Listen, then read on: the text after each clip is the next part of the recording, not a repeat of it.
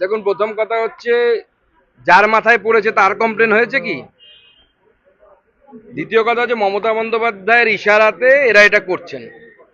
মমতা বন্দ্যোপাধ্যায় যেভাবে মোল্লা তোষণ করছেন এবং যেভাবে সাম্প্রদায়িক রাজনীতিকে বাড়াবা দিচ্ছেন, সেই সাম্প্রদায়িক মানসিকতার জন্য একসময় গুরু তেগ বাহাদুরের মাথা দিল্লিতে কেটে ফেলা হয়েছিল।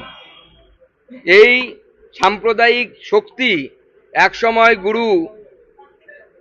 অন্যান্য গুরু যারা আছেন শিখ সম্প্রদায়ের, সে গুরু সাহবজাদে জোরাবার সিং হোক, সাহবজাদে ফতেহ সিং হোক, তাদেরকে 10 এবং 12 বছরের বালকদেরকে জ্যান্ত দেয়ালে পুঁতে দেয়া হয়েছিল, ইসলাম ধর্ম গ্রহণ করতে বলা হয়েছিল, তারা গ্রহণ করেননি বলে। তো স্বাভাবিকভাবে আমার মনে হয় সাধারণ শিখ সম্প্রদায়ের সাথে এর কোনো সম্পর্ক নেই।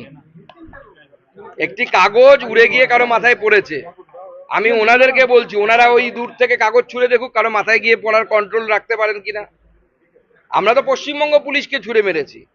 মা সরস্বতীর কাছে যখন আমরা অঞ্জলি দিই, মুখ্যমন্ত্রীর মন্ত্র অনুসারে যদি দিন, আপনি অঞ্জলিটা দিয়ে ফুলটা যখন ছোড়েন, যদি হাঁসের গায়ে পড়ে তাহলে কি সেটা সরস্বতীর গায়ে মন্ত্র ফুলটা গিয়ে পড়ে না, বা অঞ্জলিটা কি অবৈধ হিসেবে গণ্য হয়?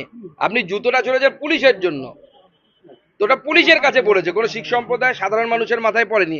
যার মাথায় লাগার কথা বলছেন ওনারা, সেটা আমার সিকিউরিটি। সে কোথাও কমপ্লেন করেছে কি? সে তো কোনো কমপ্লেন করেনি, তিনি পাশেই আছেন, তার কোনো অসুবিধে নেই। তিনি বলেছেন মিডিয়ার সামনে কিছু বলতে হলে আমি বলে বলার দরকার নেই আপনাকে।